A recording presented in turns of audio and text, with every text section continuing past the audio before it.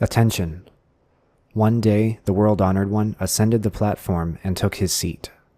Manjushri struck the sounding post and said, "When you realize the Dharma King's Dharma is just as is."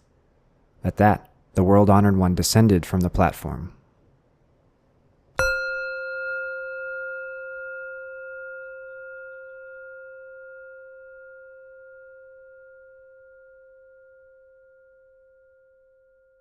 Hello and welcome to episode 7 of the Kōan Series. In the Kōan Series, we will read and discuss famous koans used by real Buddhist monks from such sources as the Blue Cliff Record, the Gateless Gate, the Treasury of the True Dharma Eye, and many others. As you will remember, over-intellectualizing koans is completely anathema to how koans are used and ought to be used in real Buddhist practice, so keep that disclaimer in mind. However, I'm here to give some extra context and meaning to some of these koans so that you might see them in a new light and gain some new or deeper meaning from them than you did before. I hope you enjoy. Today's koan is known in English as "The World-Honored One Ascends the Platform," and it comes to us from the Jerry Shishin Wick translation of the Book of Equanimity, which is known as the Tsongrong Lu in Chinese, or the Shoyoroku in Japanese. This is our first time reading from this compilation, so I will briefly introduce it. The Book of Equanimity, also called the Book of Serenity or the Book of Composure, was compiled by Wangsang Xingshu, who lived from 1166 to 1246 in China, and this compilation was first published in 1224. The book comprises a collection of 100 koans written by the Chan Buddhist master Hongzhi Zhengjue, who lived from 1091 to 1157. It comes to us together with commentaries by Wansang himself. Wansang's compilation is the only surviving source for Hongzhi's koans. This text is one of the premier collections of Chan or Zen dialogues and is studied by students of Chan to this day. The koan we are reading today from this collection is the very first case, case number 1. This collection, much like many other collections, also comes with a preface to the case itself, which ought to be read with the koan. This preface is kind of like a hype-up for the koan to come, or it will signal to the reader how the koan ought to be treated, or it will provide some narrative context for what happens in the koan. Subsequently, it also contains an appreciatory verse, which further hypes up the meaning of the koan and provides a little bit of commentary on it as well. Thus, the whole thing reads, "Close the gate and snooze. That's how to treat a superior person. Reflection, abbreviation, and elaboration are used for middling and inferior ones. How can you stand for someone to ascend the high seat and scowl? If anyone here doesn't agree, step forward. I have no doubts about him." Attention! One day the world-honored one ascended the platform and took his seat. Manjushri struck the sounding post and said, "When you realize the Dharma King's Dharma is just as is." At that, the world-honored one descended the platform. Do you see the true manner of the primal stage? Mother Nature goes on weaving warp and woof. The woven old brocade contains the images of spring. Nothing can be done about Manjushri's outflowing. As you can see, this is an episode which is meant to impress upon the reader the gravitas of the Buddha and his teaching. It is so powerful that the Buddha need not say anything when he ascends the platform to teach, and you still have an impression of the importance, the weight, and the depth of his teaching and his personhood. As such, it may seem like the implication or the message of this koan is that the immenseness and the eminence of the Buddha and his teaching ought to be self-evident. That is why he didn't say anything. However, as we will discuss, it is quite a bit more complicated than that. If the Buddha's teaching was truly self-evident to all of us, we would not need to practice, study, learn, and work for it. So, if it is not self-evident, then what is it? That's the question we will be discussing today. As always, I've selected 3 concepts that I think would be helpful in interpreting this koan. These are not the only 3 concepts at work in this koan, and it's even debatable to say that there are any of these at work at all. But these are the loudest alarm bells that ring in my head whenever I read this case. We will be discussing suchness, or thusness as it is sometimes called, and its relationship to self-evidence. This is what popped into my mind when Manjushri said, "When you realize the Dharma King's Dharma is just as is." We will also be discussing the issue of the primal stage, as it is called in the appreciatory verse. This term will be discussed as ultimate reality. What is ultimate reality in Zen Buddhism? Finally, we will once again be discussing language in the context of the koan. What role does language play in getting a person to the realization or experience that the koan points towards? Why did the Buddha come up and then leave again when Manjushri gave his little speech? Let's get started. Let's begin with suchness. We've discussed this before, but as always, it merits more and more discussion, as it is the critical point in so many of the koans we have read and are yet to read. In Sanskrit, suchness is read as tatata. This tata in the beginning part is the same as in the title of the Buddha, Tathagata. As you can see, this word is made up of two portions. The first portion is the part shared in Tathagata, which is tata. This refers to such or thus. As you know, in English, such or thus can refer to many, many things, or even just anything, like when we say blah, blah, blah, and such. Here, such just means a thing itself. It means how things are in the truest sense of meaning. It does not always refer to how something appears to be in the phenomenal world, though that is sometimes the case in different branches of Buddhism. It refers to how something actually truly is. The second portion of the word is ta, which is nearly identical to the suffix ness in English. It adds the meaning of having the characteristic of X, or having the characteristic of being X. When you put them together, you get the state of being as something is, the characteristic of something exactly as it is. There's no simpler way to put it in the context of Buddhism. As we have seen plenty of times on this show, Buddhism's primary doctrinal concern is not, how can I get to heaven when I die, or how do I achieve immortality, or anything like that. It is, how do I come to know and experience the world and reality exactly as it is? All branches, doctrines, texts, debates, practices, etc. all trace their development back to that central question. As such, when I said reality exactly as it is, at the end there, you should have heard suchness. Thus, another way of putting it is to say that the entire central and complete goal of Buddhism is to come to know and experience suchness. While every branch of Buddhism will have its own line of reasoning and its own prescribed set of practices and doctrines for how to do this, all of them share in the central importance of suchness to what they do. They will debate about what suchness is, they will debate about how to get to it, or they will debate about whether it is self-evident or not, as we will soon discuss ourselves, but all of them are oriented in relation to suchness somehow. Suchness as a concept sounds simple, but let me stress that it is absolutely not. To understand suchness means to be omniscient. If you understand the most subtle inner workings of reality, of all of the world around us, the implication is that you will understand exactly how it unfolds itself before you in any and all cases. In other words, you know everything that has happened, is happening, or will happen. You know all the intimate details of every single sentient being's karmic situation, their past and future lives, and exactly what they need to get from where they are to where you yourself now are, which is enlightenment, omniscience, insight into suchness, etc. This is no small thing. Now, most schools of Buddhism tend to agree that suchness is the state of reality exactly as it is prior to a human being or a sentient being's conceptions and categorical ways of thinking and discursive and calculatory ways of thinking divide the world up into categories or into concepts which simply do not reflect the reality of the world exactly as it is. This is how Buddhists argue that language develops.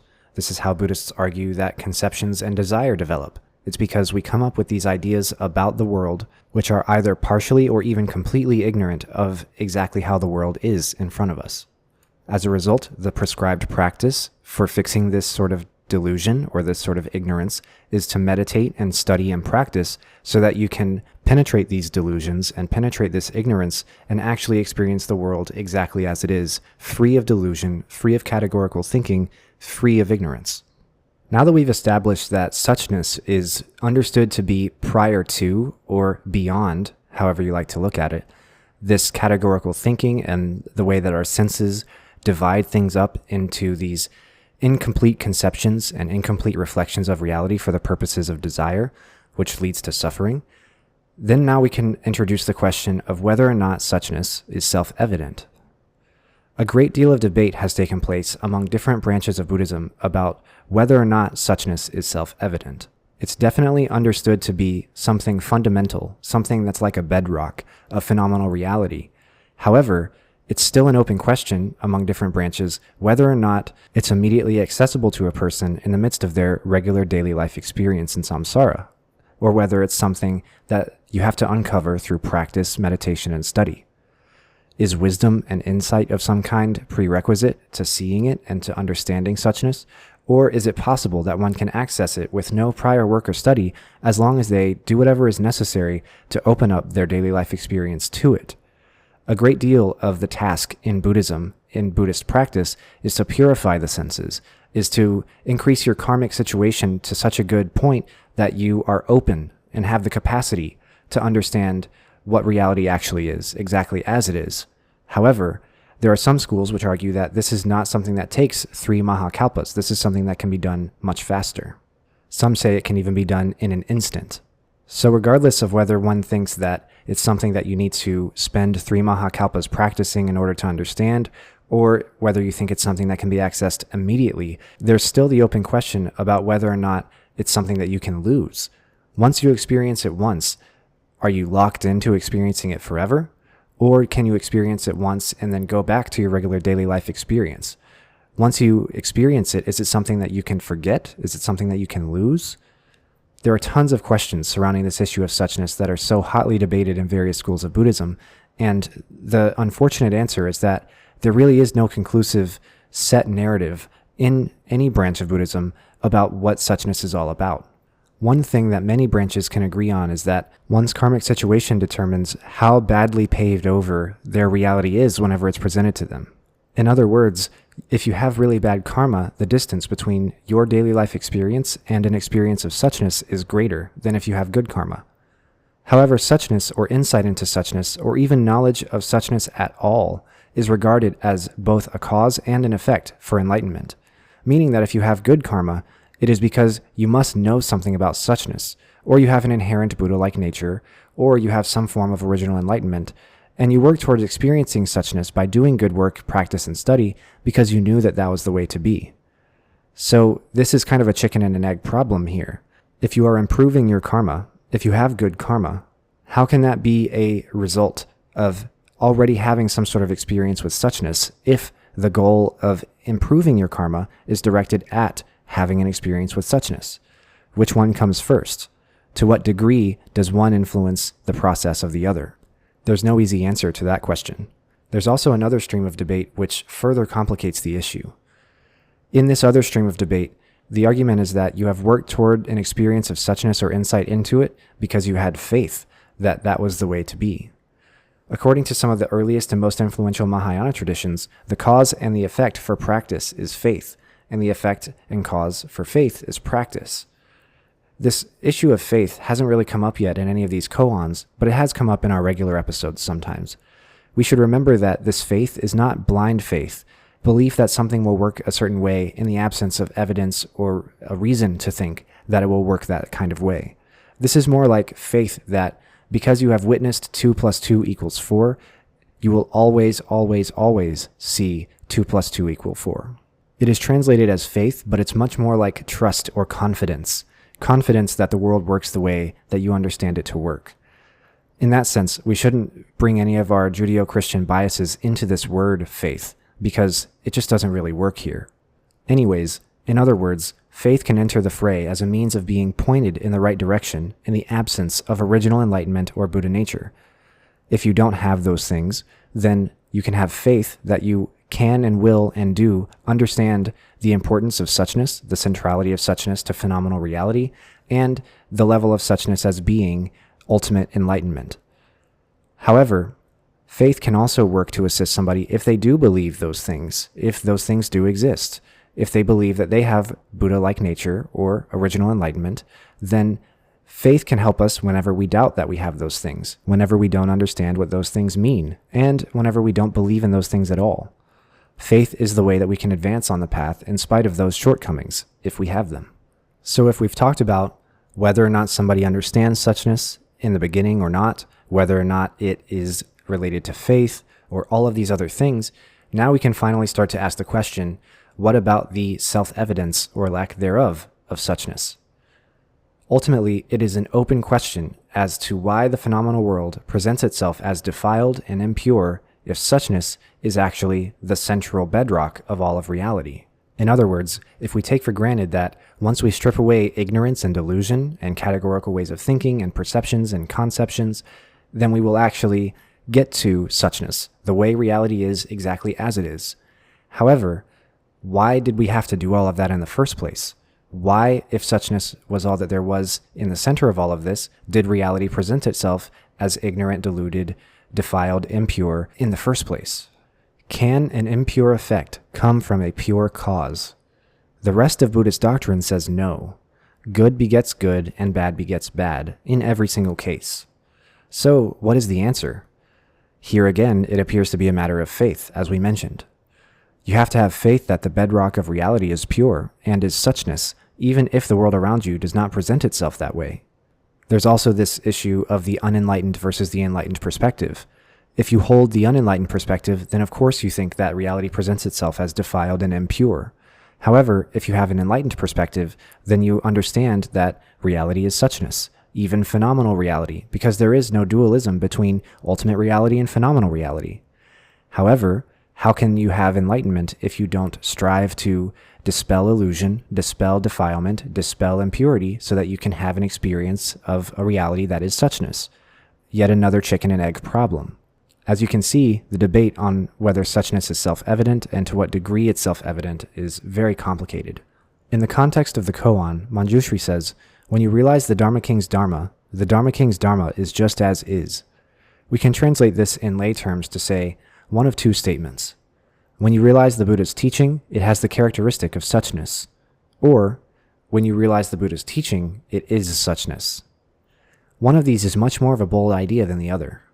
The first one is not saying anything new or bold at all, actually. All things have the characteristic of suchness. That's nothing new.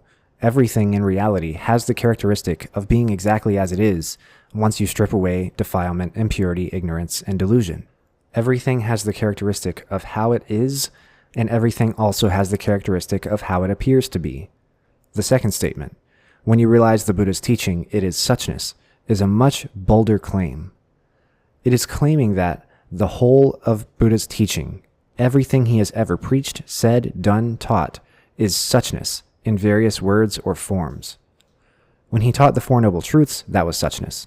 When he taught the Eightfold Path, that was suchness. When he taught meditation, that was suchness. Everything he ever preached, in more words or in fewer, was suchness. This is the argument of the Chan and Zen traditions, which is likely why we see this koan in this form in the Book of Equanimity. But just knowing that is not enough to get through this koan. Let's continue with ultimate reality. What is ultimate reality in Buddhism? What is the means by which we experience or come to know that reality? What is its relationship to phenomenal reality or our daily life reality? Most religions in the world have a mostly consistent argument about what ultimate reality is. Judeo-Christian religions say that it is God. Hinduism says that it is Brahman, etc. What about Buddhism? Does it have a consistent view on what ultimate reality is? Not at all. Ultimate reality is not nirvana, because nirvana is not part of reality at all. It's the far shore, as they call it. It's a figurative place away from this one. It's actually the ability for somebody to exit this reality. Is it samsara? No, it can't be that either, because that's phenomenal reality, and it expresses itself to us as defiled and impure. There is suffering and desire here. Is it emptiness? Well, no, because by definition, emptiness is the absence of an ultimate substantial bedrock to all existence. Is it suchness? Maybe. Then the question and the answer become this: why are we here? What is the ultimate cause for all things presenting as they do? The answer is that they have a nature or a character or a characteristic, and that nature or character or characteristic is that which is expressing the thing exactly as it is. In Cartesian terms, we would say, I am because I am. The first am is referring to the fact that you present in phenomenal reality, and the second am is referring to the fact that although you present in phenomenal reality, you have a characteristic or a nature that transcends phenomenal reality in some way. We know that phenomenal reality is flawed and has desire and suffering, but we also know that this reality is impermanent, fleeting, empty, etc. So if this phenomenal reality was ultimate reality, this would present some problems we would have to solve. So maybe suchness is ultimate reality, but in light of several issues I mentioned a moment ago, it's hard to know to what degree we can access that ultimate reality while standing in this one, or even if we can at all. So all of that notwithstanding, let's briefly pretend that suchness is ultimate reality, and let's pretend that you can access that reality while standing in this one. That's the assumption that Chan and Zen traditions have made, so we can take it for granted here. The appreciatory verse has some things to say about ultimate reality. It says, "Do you see the true manner of the primal stage? Mother Nature goes on weaving warp and woof. The woven old brocade contains images of spring. Nothing can be done about Manjushri's outflowing." The first line challenges the practitioner to examine themselves. Do they really know ultimate reality, or do they just think that they do? Have they tasted chocolate before, or have they just read everything everybody has ever written about chocolate? The next two lines are poetically talking about the outflow of phenomenal reality. These lines can be translated into lay terms by saying, "Stuff keeps happening." Very straightforward. The final line, however, is where things get messy. Nothing can be done about Manjushri's outflowing. This is referring to the big hype speech that Manjushri gave, which may or may not have caused the Buddha to descend the platform after ascending it and saying nothing at all. This line seems to take a negative attitude toward Manjushri for his speech. Why would that be? Because the idea is that this ultimate reality that we have been talking about, suchness, is supposed to be ineffable, not able to be expressed in words. Because how could we use dualistic words and language to define something non-dual? We can point at it with our words, but we can never penetrate it with them. Thus, although he was pointing at something significant and meaningful with his words, if we take the tone of that final line of the verse, we would then venture to say that he was not at all capturing it. But is that really the case? Could it be true that Manjushri's speech was actually a very necessary part of the deal here? Here is what I mean. Language has a very particular and important role in these koans. We cannot write off language as unimportant and insufficient just because it is dualistic. We have hundreds of koans and hundreds of prescribed responses to these koans in Zen Buddhism, which obviously means that language is particularly important for the practice of Zen Buddhism. It is true, words define themselves against all other words, and thus create dualistic relationships and categories of being this and not being that. Words are the result of notions and conceptions that are invented by ignorant and deluded minds, and as a result, they themselves are ignorant, dualistic, deluded, etc. However, if all words rely on all other words for their definition, then they are also interdependently arising. What I mean by that is that a word relies on another word for its definition because it cannot mean A unless all other words mean not A. As such, they are dependent on each other. Also, as to the arising part, they arise. They come into existence, they exist for a while, and then they cease existing. They are impermanent. In fact, we can interpret this differently to say that they are non-arising, because words don't really exist. The thing that a word refers to exists in at least an impermanent fashion, but the word itself does not exist, and the word itself is not the thing itself that it's referring to. You can't drink anything out of the word cup. You can only drink out of the thing that the word cup refers to. So, words interdependently non-arise. That we have a word for anything is a mental formation, a conception created by the desire for the cup itself to have substantial and permanent existence in the face of impermanence and emptiness. This is true of everything in reality. Everything in this reality is interdependently non-arising, and that is the suchness of reality. If we can get insight into all of that, then we're enlightened. We're done. We're there. So in that sense, Manjushri's speech afforded a certain amount of meaning and significance to the Buddha's ascending and descending the platform without saying anything. I go up and down the stairs all the time, but it does not enlighten anybody. That is because the action's meaning and significance is contextual. It interdependently arises with what precedes it and with what comes after it. Without context, it is just a guy going up and down the stairs.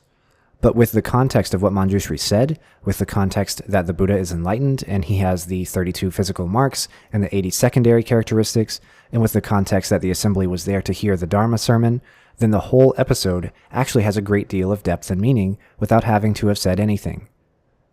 You should remember the flower sermon that we've talked about so many times, where the Buddha held up a flower, non-verbally communicating the Dharma, or the scene in the Vimalakirti Sutra where, after a contest to see who could describe non-duality in the best fashion, Vimalakirti remained silent, and everybody applauded. Those things alone did not have much meaning, but given the context and the build-up they received from what happened prior, they actually communicated, to a certain extent, the ineffable. They penetrated the character of suchness in a performative way rather than in a linguistic way. The Buddha has taught this way on many occasions. Knowing as he does exactly what has to happen, or what a person has to see or hear in order to attain enlightenment, he often leaves words behind and does something rather than saying something. He can do something amazing and trippy, like remove the firmament and show the entire galaxy or the 10 realms to the audience. He can pick them up and transport them places. He can cover the sky in parasols. Or he can do something simple, like hold up a flower, or even just sit there and not say anything, as in this koan. And that's what some people need to see or experience in order to have a true experience of suchness. So let's put it all together. Manjushri says, the Dharma King's Dharma is just as is, referring to the suchness character of that Dharma. In Sanskrit, we call this dharmata. This refers to its most true and ultimate nature exactly as it is, not necessarily how it presents itself to be. That is to say, dharmata refers to the thing itself, about Dharma, not the words that we use to describe the Dharma, to communicate the Dharma, to convey the Dharma, to understand the Dharma. This is the very nature of the thing itself, not how we misunderstand it to be, not how we communicate about it to be, not how we think about the words we use to talk about it, but its very nature. However, when we realize that nature, then that suchness of all things reveals itself to us, and we realize that suchness itself is ultimate reality. That is the argument of the Chan and Zen sects, and we will go with it for the purposes of this analysis, because you wouldn't really hear this koan in any other setting if you were a practicing monastic. This point gives away almost the whole koan from the very start, and yet 2 more things happen that are worth talking about. First off, the Buddha ascends and descends the platform without saying anything, and then in the appreciatory verse, it is written that nothing can be done about Manjushri's outflowing. The first part about the Buddha being silent is actually very commonly seen. Given adequate context, the Buddha is often silent, communicating the ineffability or the ineffable itself by foregoing language and words. This is because Manjushri gave away the whole thing in his hype-up speech. The Buddha didn't have anything to preach because it was already preached, and so his ascending and descending the platform without saying anything communicated that to the audience. The second part, where they say nothing can be done about Manjushri, refers to the paradoxical or contradictory nature of language. It is always interdependently non-arising, just like everything else in reality, and that interdependent non-arising is a double-edged sword. While words are inherently dualistic and insufficient for truly understanding the nature of things they reference, they can at least point towards those natures. At the same time, they themselves are an example of the relationship between phenomenal and ultimate reality. They can't walk through the door for us in our stead, but they can open it for us, or at least point at the door for us. So we shouldn't completely write off language, but maybe we should change how we understand and use it. We should note that we've seen this contradiction dealing with language in the past. For example, while it is commonly thought that Zen is completely critical of language and relies entirely on mind-to-mind transmission of the Dharma and on true experience rather than over-intellectualizing or engaging in discursive thought, koans and the ritual dialogues that follow are still critically important to Zen practice, and real Zen practitioners acknowledge that intellectual and discursive thinking gets you started in understanding the koan. So I guess that I'm not completely off the mark with these episodes. They aren't complete by any means, and should not be thought of as such, but I can certainly help get you started. I think that this koan is the first case in this compilation because it gets so close and intimate with the central teaching, the central argument, the whole idea, the secret behind the curtain. All other koans in this compilation can really be interpreted as being derivative or interpretive of the message of this one. This is really the only koan in a manner of thinking. All other ones are just various kinds of carbon copies of this one. That doesn't detract from the importance of the messages of all subsequent koans in this compilation and all the other hundreds, if not thousands of koans out there. There are still important realizations to be had, still important information about the Zen thought process, still important ways of thinking about the Dharma, the world as we know it, the world as it is, etc. The wonder about Buddhism is that it gives you the answer pretty early on in your education, but you don't yet have the tools, the capacity, the knowledge necessary to interpret it and figure it out and understand it. They tell you honestly and clearly from the very beginning that chocolate is the goal, and it is up to you over the span of many rebirths, or just this one depending on who you ask, to go out and taste chocolate and understand the taste of chocolate and teach others about the taste of chocolate and lead them to the taste of chocolate and help them understand the taste of chocolate. There's some who say that this can take 3 mahakalpas, where you spend your time practicing, meditating, and training to improve your karmic situation, your wisdom and capacity for understanding, and your orientation to the world around you. However, there are also others that say that this can happen right now if you open yourself up to it in the proper fashion. There are even others who say that this realization, this tasting of chocolate, has already happened to you, and you've forgotten it due to your karmic situation or because of skillful means, and thus you are tasked with re-realizing it or teaching others about it. There are as many paths to enlightenment in Buddhism as there are sentient beings. Note that I didn't say there are as many paths as there are Buddhists. Every sentient being is regarded in Buddhism as being on the path whether they know it or not. That's not to say that everybody is a Buddhist whether or not they want to be. It is simply to say that the truths of suffering, desire, and the ends of suffering and desire are said to be complete and universal truths that apply to everybody without discrimination.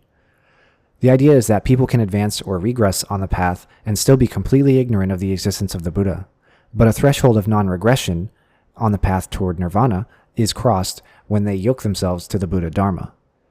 Before that, they are still stuck in samsara, in the cycle of birth and rebirth, and after they cross the threshold of non-retrogression, then they will always be reborn as, at the very least, an arhat, a bodhisattva, or a pratyeka Buddha, and not as a regular human, an animal, a hungry ghost, or a demon. This is in the event that they are not choosing to arise in the world as one of those beings with their special enlightenment powers as a skillful means to teach beings in those realms. Throughout this episode, I feel like we have really gotten a very high-up view of what Buddhism is all about, so I think we'll leave it here. Thank you for listening, and I'll see you next time. My name is Nick Bright, scholar of East Asian religions and voice of Hearer. And I'm Docs, editor, question asker, and voice of Hermit. And this is Med Bright on Buddhism. Thank you for listening. If you like our podcast, or if you have a question you'd like us to discuss, we'd love to hear from you. Please consider leaving a comment or review, subscribing, or joining us on social media. Email us at bright.on.buddhism@gmail.com or find us on Mastodon at brightbuddhism@mstdn.party. As always, citations and resources for this episode can be found in the show notes. Thank you.